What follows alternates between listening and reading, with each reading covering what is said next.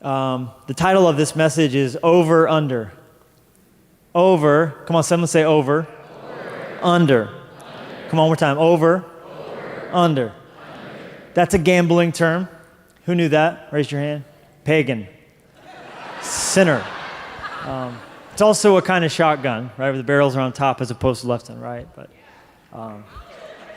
just throwing it out there. But in gambling, it's a wager on the outcome of a sporting event, but not who's going to win. It's you're betting on when the dust settles and the game's over, if you're to add the two scores together. This is a real thing. You add the two scores together, and you're betting ahead of time whether it's going to be over or under a certain number. They'll set the over-under at like 53, and you're like, I bet it's going to be over, or I bet it's going to be under. Now, but just time out. This isn't like the I hate gambling sermon or anything like that. But if you're gambling on that basis, you cannot say it's because you like sports. Just want to throw that out there. That train has left the station. Yeah, you don't even pretending to care about the game anymore. Anyhow, it's arbitrary. But what I like about that is that it's two things added together that leads to something else. And that's sort of what I want to be on your heart as you jump into Matthew chapter 8 with me. We're going to pick it up in verse 5. This is a common passage of scripture. You probably have 4 sermons on this text. It's so good. Look what it says. It says, now when Jesus had entered Capernaum, a centurion, you guys know what that is, right? It's a guy who's in charge of 100 soldiers. Centurion. That's why if you bike a century ride, it's 100 miles. This guy was over 100 soldiers, so he's a leader. He's in charge. They were easily identified by the red plumed helmets that they wore, so that even in the dust and the fog and the confusion of battle, the men would still know who to follow. And that, by the way, is a real good representation of what leadership is. Leadership isn't a title, it's a lifestyle. Leadership is giving other people something to follow. Because people hear what you say, but they do what you do. So he's a centurion, and he came to Jesus, pleading with him, saying, Lord, my servant is lying at home, paralyzed, dreadfully tormented. And Jesus said to him, I will come and heal him. Now, if I knew nothing else about Jesus, this would be enough for me to love him.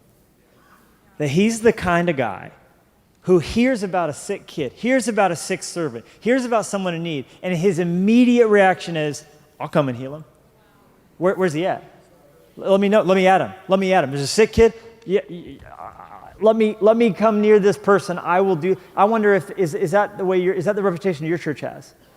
Reputation that in the community, a place where if you're jacked up, if you're broken, if you are hurting, that this is the place to come because Jesus is there who says, I will come and heal him. Come to me, all ye labor. Come to me who are heavy laden. That's the reputation we want. That's the church we should see because that's Jesus that we have. I will come and heal him. The man then objected, interestingly enough, in verse 8 and said, Lord, I am not worthy. I'm not worthy that you should come under my roof. But only, he says, speak a word, and my servant will be healed. This, of course, has a context that is explained by the Jew-Gentile thing that went on at the time, where if you were to come into the home of a Gentile as a Jew, you'd be ceremonially defiled. You'd have cooties. There would be a whole ritual of restoration to be restored back to community and all of that. And this man understands that. And so, though it would benefit him to have Jesus come, that would be easy, he refused to have Jesus put out. He said, I can't have you being put out to help me. That can't happen. So why don't you just command my kid, this servant, to be well, and he will. He then shows his math. He explains his thinking. He flips the chalkboard so we can understand his scratch paper on how he came to that conclusion.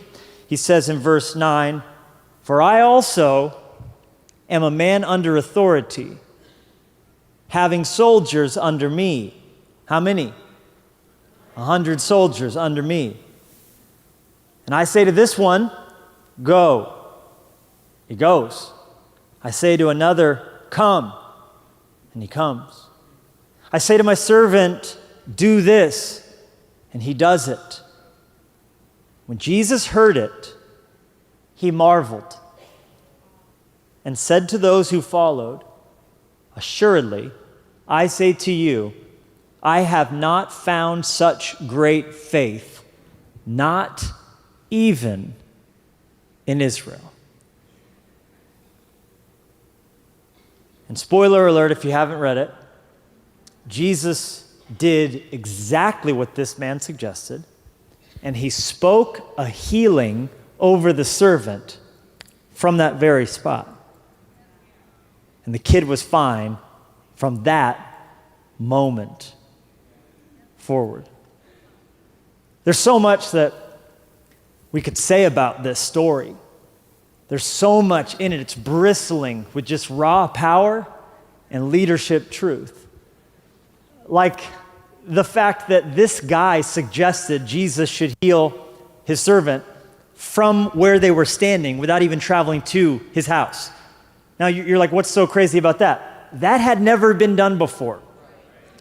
If you read the gospel account, never had Jesus done a miracle in which he wasn't there personally to touch the person, spit on the ground, to make some mud. This had never been done. He was there in the room when the water was turned to wine. He was there calling Lazarus out. This had never happened before. Now, if he had done it like 2, 3, 4, or 5 times, and the centurion, a Gentile, by the way, not an Israelite, if he had said, you know what, I'd like one of those long-distance miracles. I heard you did it for the leper. I would like one of those. Could you please perform one of those? That would still be impressive to me. But he is completely just making stuff up here. What? You know what? I got an idea. Why don't you just say he's fine, and maybe he'll be fine? And Jesus, well, we read it. He marveled. And you're like, yeah, well, he's a difficult guy to impress. Created the world and stuff. And the word marveled in the Greek speaks of being stupefied, being utterly astonished. We would say totally floored. His chin hit his chest. If this was a Looney Tunes cartoon, eyes bugging out, tongue roll, auga, like fully freaking out. Marveled, which is of course noteworthy, because Jesus only marveled in Scripture at 2 different circumstances, at 2 different crossroads. At the abundance of faith and the absence of faith. And what's really interesting is the time that he marveled at the absence of faith, it was in Nazareth, his own hometown. And the end of that story was Jesus could do no mighty work there because of their unbelief. And he spoke over it. I guess a prophet has no power in his own hometown. And he turned to his disciples and he goes, what's wrong with you guys? I haven't found faith. Like what the heck? And he's like, by the way, somebody write that down. Like that will save us a tremendous amount of time. Like, I never even thought of that. You just snap them a miracle. It's a text message miracle, right? Just love that. Or we could approach the story from the perspective of the servant, his experience. I mean, what did the text say? Paralyzed, dreadfully tormented. Those are 2 terrible things. I have had for so much of my life an irrational fear of being paralyzed. I don't know about you, but every time I get hurt, I don't care how small the injury is, the first thing I do is do a systems check to see if I'm paralyzed. I'm telling you, I something small, something big, I'm just like, is this the time? Am I paralyzed now? Like, I'm just so sure it's going to happen. And I have other weird fears. You guys have irrational fears? I have an irrational fear every time I see a building with a spike on it that I'm going to fall from the sky and land on it on my eye. And I visualize it almost every time. I'm like, impaled on my eye.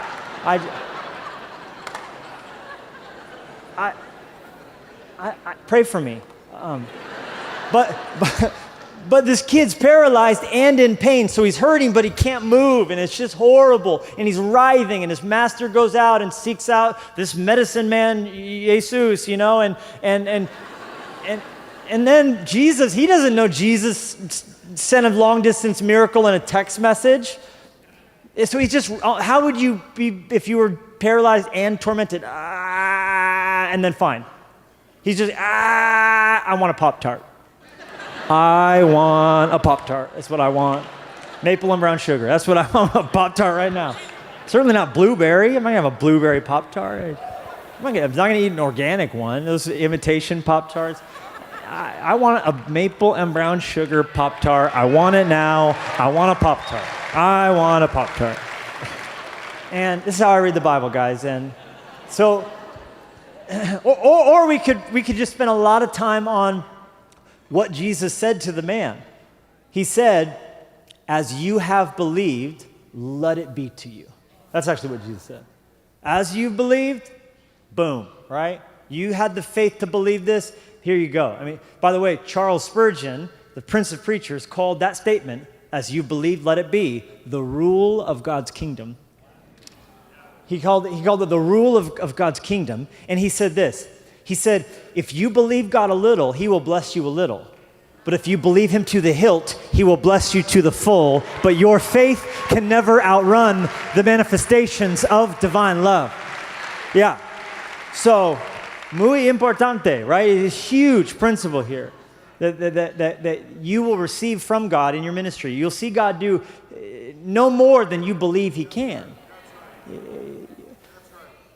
So, that's usually like where I gravitate to. I read this story, kind of work through some of the like primary funny comedic moments and try and let it see the light of day in our culture perhaps, what it means to us. And then I usually run straight for the jugular like, let's believe, let's have faith, let's go, rah. And I totally believe that's in the text. I mean, Spurgeon said it's a big deal, so it's got to be. He's old and dead and had a beard. I mean, but then I saw something in the passage I had never seen before. And this is what then gives us the title, because over under isn't just one thing. And maybe our generation, we're full on the faith message. But maybe what we need is the second component that gives the over under, the two things added together that gets to the sum. And what's the other thing? The other thing is understanding authority. You see, I don't believe that it was just the size of this man's faith that sent him home with his miracle. I believe it was also the scope of his submission. And we need both if we are to be lethal in God's hand like he wants us to be. Armed with a big faith, but powerful because of a huge submission. Come on, shove your neighbor and say, how big is your submission? That's a weird thing to say to somebody. I love how Adrian Rogers put it. He was 3 times the president of the Southern Baptist Convention. And he said this. Look at it. It's going to be on the screen. I'm going to read it right off the screen. He said, we will never be over those things that God has set under us until we learn to be under those things that God has placed over us. There is strength through surrender. Come on, I'm trusting this with you. And you responded much worse than that quote deserves. So come on, somebody. That's good. Let me read it again. We will never be over those things that God has set under us until we learn to be under those things that God has placed over us. There is strength through surrender. Now you're like, you're kind of reading that into the text there, pal. Am I? The man who walked away with a blank check from Jesus, however you believe, so let it be to you. Let's look at his words one more time, see if we see anything we didn't see before. Verse 9. I know this because I am, someone say it with me, under the authority of my superior officers, and I have authority over my soldiers. This man was able to be over all that God put him over because he understood what it meant to be under what God had put over him. And that's why, to a man who fell at Jesus' feet and said, Lord, and with a humility and with a submissive spirit said, I'm not even worthy for you to come into my house. He was a big deal who was used to barking orders, but now he's at the feet of a peasant saying, whatever you say is what's going to happen. You're over the whole world. You're the king. And that's how Jesus then lifted him up and said, as you believe, your faith is going to become reality. A couple things, jot them down real quickly. Number one, this text tells us that God is the author of authority. Really, all of Scripture tells us that. And if you ever need reminding of this, then just look at the word author. You cannot spell authority without author. So any authority situation you ever find yourself in, whether you're over or under, you are in that situation because God authored it to be so. I hate my boss, hate my leader, hate my supervisor, hate this, should be in charge, they're in charge, everything sucks. God's the author of that situation. You're saying he's not a good God.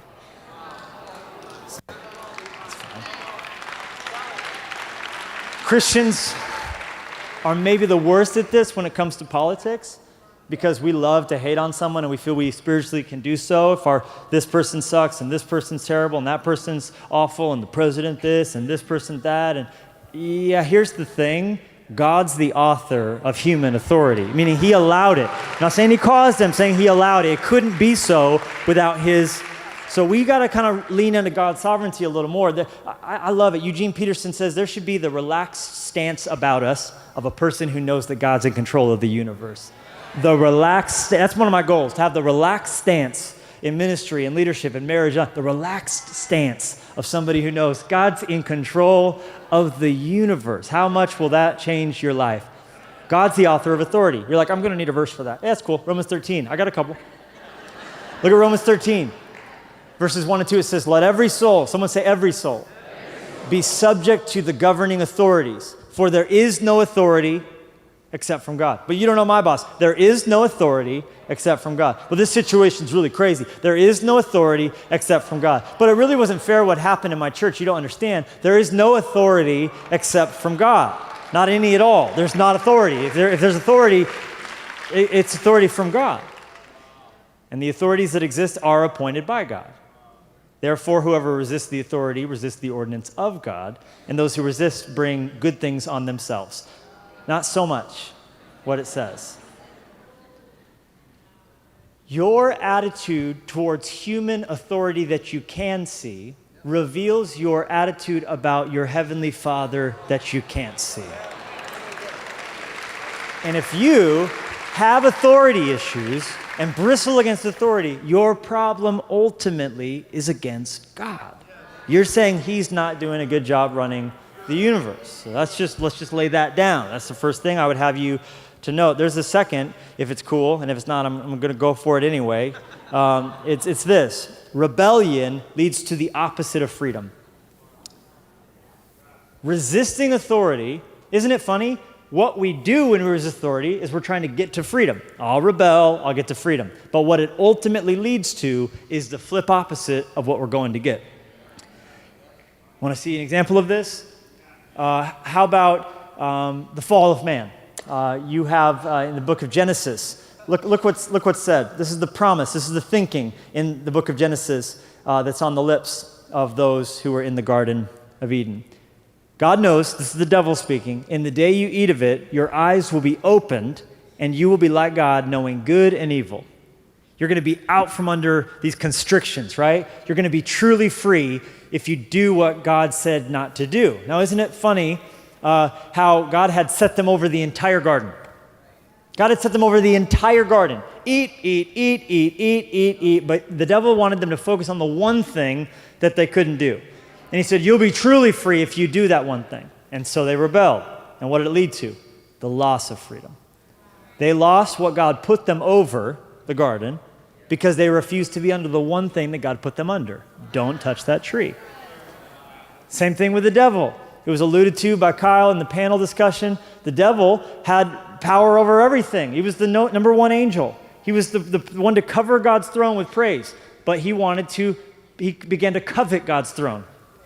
And so he wanted the one thing he couldn't have. In Isaiah 14, look at what it says. I will ascend my throne above God's throne. I will be above the height of the clouds. I will be like the Most High. And as a result, he came crashing down from heaven like lightning, Jesus said.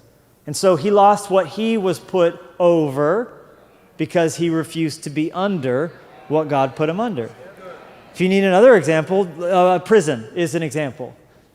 People under the rule of law in a civilization who do not do the things that they're supposed to do, they lose all authority. They do so, I'm free, I'm going to do what I want, and have a good time, right? They do that to be free, but it leads to the loss of all freedom, where they get told how many minutes of sunshine they get a day, what color they get to wear. Rebellion. It's a myth, and our culture buys it, and our culture tells it again and again and again. Stick it to the man. Smash the fax machine with a baseball bat. Who are you to tell me what? We love this idea, this cultural myth that if I rebel and pop my collar and wear sunglasses at night and tell them, off and F the police, like this idea that that's going to lead to freedom, all that leads to is the opposite of freedom at the end of the day. And the devil's the one whispering the same thing he did into our ear again and again and again and again and again and again. Rebellion leads to the opposite of freedom. There's a third. The third is this. Know this. God is preparing you for authority with authority. Right now. God's getting you ready for what he ultimately wants you to be over. But first, he has to make sure you can handle being under what he's chosen today to put you under. That's a new way to look at what you're going through that you don't like. There's a whole new way to look at a difficult leadership paradigm. God is right now preparing you for the authority he has dreamed of for you since before the foundation of the world, but he first has to get you ready, because if you can't be tested, you can't be trusted. Any other way. And it seems, I can't prove it to you, but it seems that one of God's preferred ways to get you to a place where you are worthy of authority is by putting you under unworthy authority. It just seems to be one thing he likes to do. I look at Scripture and I look at my own life. I get to thinking about times in my life where I butted heads with bosses, and times where I was under leaders. They weren't doing things illegal. They weren't doing things that were immoral necessarily, but they were just doing things that I thought weren't the right way. And maybe I was right. But I think one of the tests of your character is if you can, with all your heart, run a play, even if it's not the right play. And back it with your heart. And without the spirit of, well, they told me to tell you this. Hey, I don't understand it anyway either, but we better do it because they're in charge. And we gotta, and you could even, the funniest thing is to play the lip service thing of, well, we gotta respond to authority well, because it's a stupid thing, but hey, we gotta do it because God's gonna bless us for it, and we'll just pray for our leaders and those who persecute us. Posturing yourself like you're a David when you're an Absalom on the inside. Stealing the hearts of the people away from the one that God has chosen to give the authority to. And I don't think that God's going to bless that. God gets us ready by, at times, letting us be in situations where he's going to watch what we're going to do. I think back to one of my earliest ministry opportunities. I was in Bible college and a pastor of a huge church that I really respected, that I'd grown up under his teaching. He came to me halfway through Bible college and he said to me, you want to keep sitting around talking about ministry, or do you want to come do some?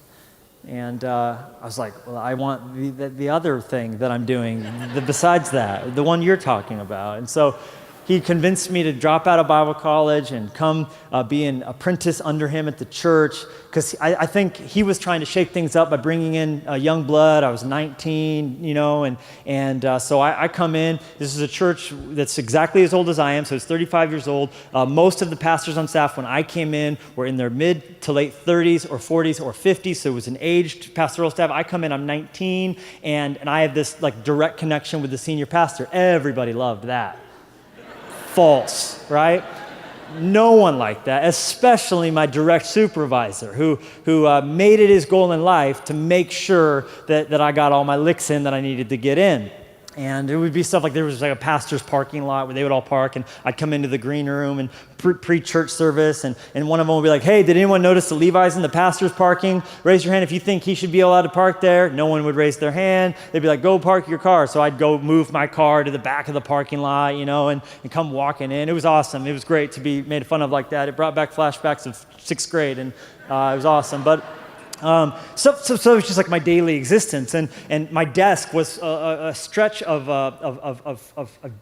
real estate next to the typewriter that the receptionist used to type the address on. Like I got like this much room, and that was like my desk, and so it was my life there. And anyhow, I at times had this like Cinderella thing, because on Friday night, my boss would love to come to me and be like, "Hey Levi, it's Friday. What are you gonna do tonight?" It'd be like 4:30. I'd be like, "I don't know. I'm gonna make a Blockbuster night," and that's what I'm gonna do. And I'm gonna go rent me a Blockbuster video, and I'm gonna watch it. I'm gonna rewind it. And I'm gonna return it, because that is how you do. And so I was excited about this, and he said to me, this is honest to God, this happened. He said to me, "No, you're not. No, you're not." He said, "You're going to polish all the communion trays." And he said, and this is a direct quote. He said, "And by the time you're done with it, I want to see my face shining in them come Sunday morning."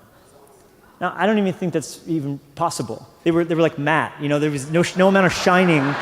They weren't like chromed out. They were a matte silver. You're never going to see your face shining in them. I never even heard of the communion trays being polished. I'm not even positive that's something that one does. So I'm like, well, fine. And I felt in my spirit everything bristle up, because I knew the senior pastor had no idea this kind of stuff was going down. And he would probably be annoyed with it and put an end to it. And I could call him just casually, be like, "What are you guys doing tonight?" "Oh, well, I got to polish the communion trays, but I'd love to come by." Like I could totally throw this guy under the bus for it. Like I don't even know if it's illegal with hours and stuff. Like I'm sure overtime was violated and whatever, it's fine. So just anonymous call to whatever. Work. I started thinking through all these things. But then something inside of me just said, this is not about this. This is about you. So you know what I did? I got in my car. I drove to Blockbuster. I rented The Departed. I drove back to the church. I got all the communion trays and I put them in a room. Then I went to the Sunday school room and I got the TV they lock up with a seatbelt over the top and the VCR on it, and I dragged that sucker into the room, and I'm not even sure. I'm probably going to hell for watching The Departed in church, but I sat there and I shined those communion trays and watched people bleed out and die. I watched Mafia hit after Mafia hit, and I shined and I shined and I shined. And I think about that sometimes, because now I'm in charge of an organization, millions of dollars, and lots of people, and a large payroll and staff, and some level of I can make my decisions about my schedule and don't have to really check in with people hour to hour and day to day. And I have so much that God has chosen to put me over.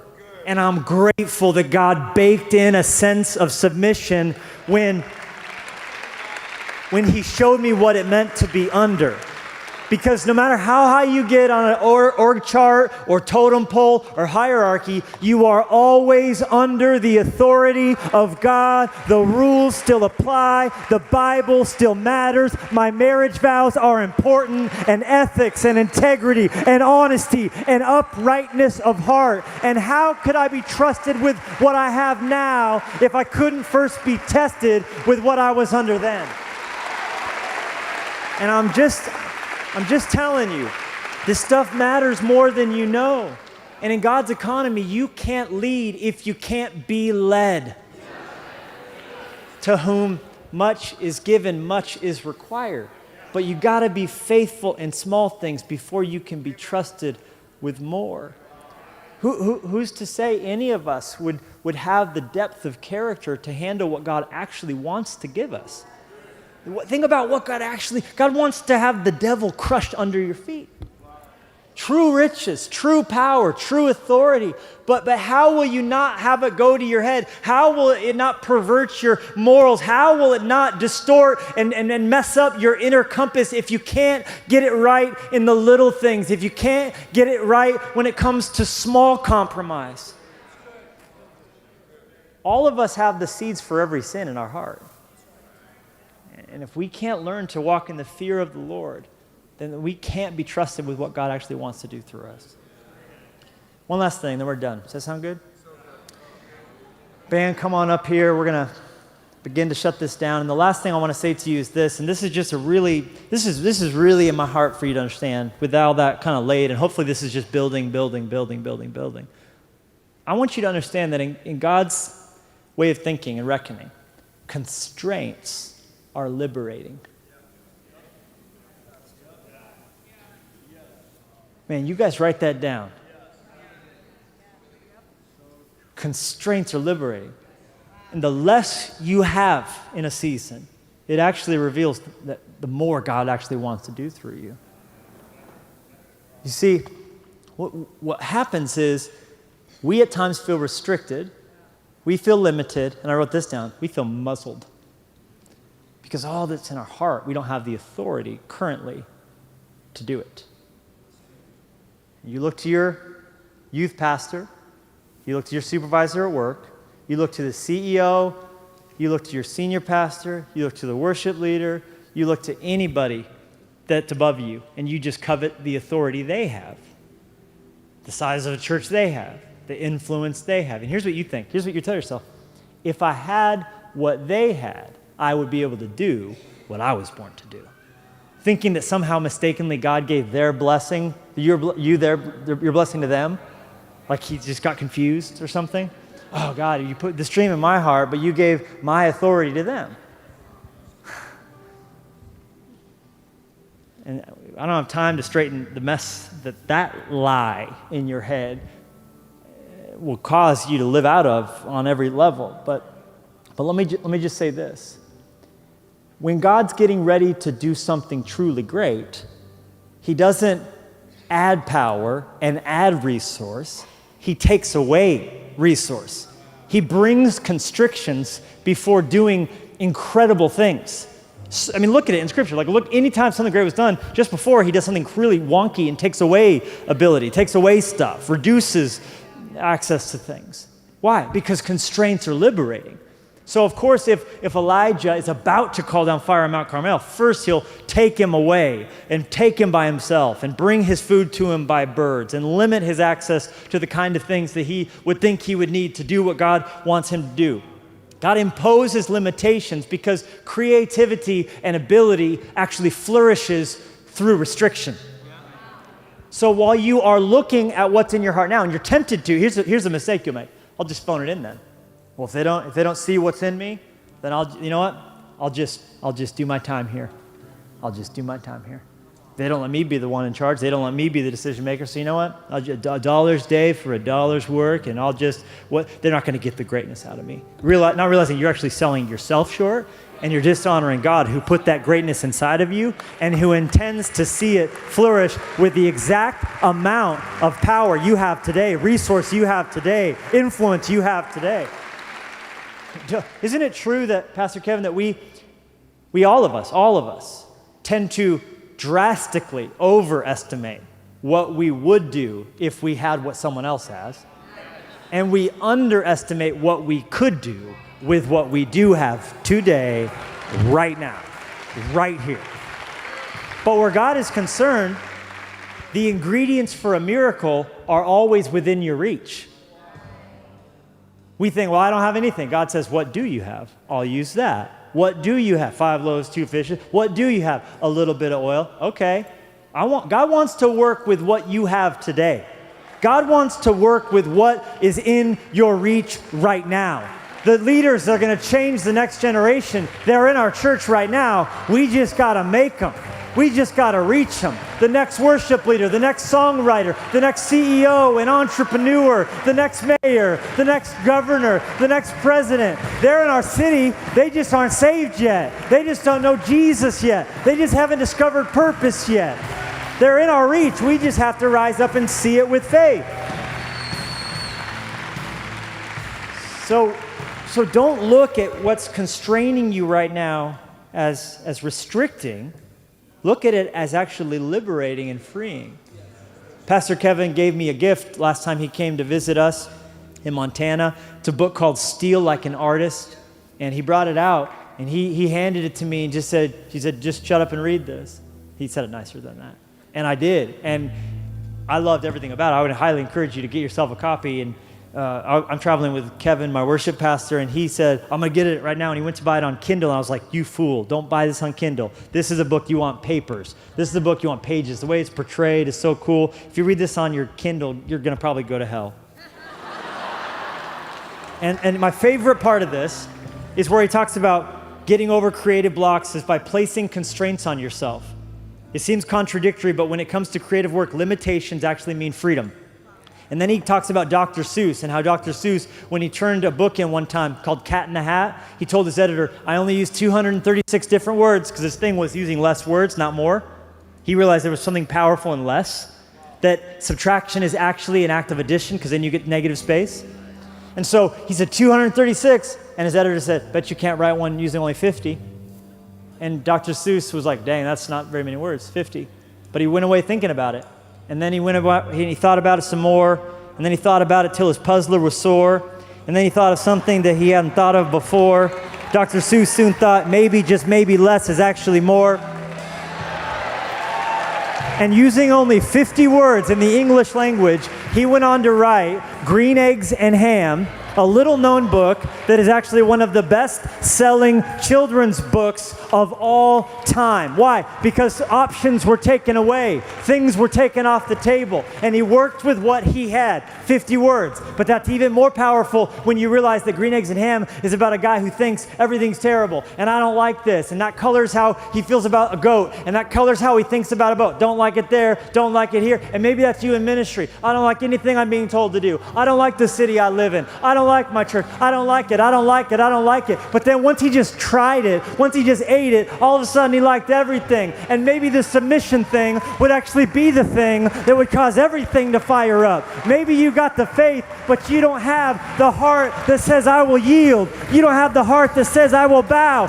When you forget, though, that God can't anoint you with oil unless you dip your head. He can't anoint you with favor unless you yield, unless you bow. So come on, humble yourself under the mighty hand of God. Come on, say it with me. I do like them green eggs and ham. I could submit on a boat. I could submit with a goat. Come on, somebody, let's do all that God has called us to do. Lift up a shout of praise if you accept his call to submission.